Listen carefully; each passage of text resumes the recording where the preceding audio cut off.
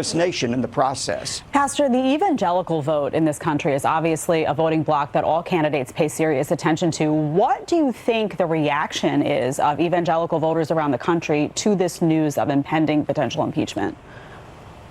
Look, I don't pretend to speak for all evangelicals, but this week I have been traveling the country and I've literally spoken to thousands and thousands of evangelical Christians. I have never seen them more angry over any issue than this attempt to illegitimately remove this president from office, overturn the 2016 election, and negate the votes of millions of evangelicals in the process.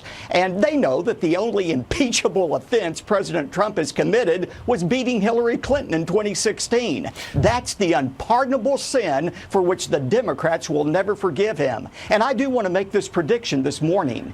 If the Democrats are successful in removing the president from office, I'm afraid it will cause a civil war-like fracture in this nation from which this country will never heal. Pastor, what about the previous part of Nancy Pelosi's statement before she talked about being prayerful? Real quick, she said, "We're not joyful." I mean, can we take that seriously when some members of her caucus, day one of the new Congress, said, "Let's impeach the blankety blank"? They seem pretty happy about it.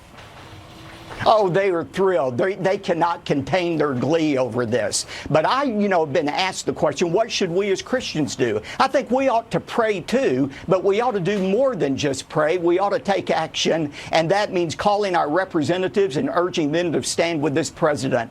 Daniel 11:32 says, "The people who know their God shall stand firm and take action." It's time to take action. Pastor, thank you very much for your time on this Sunday. We appreciate it. Thank you.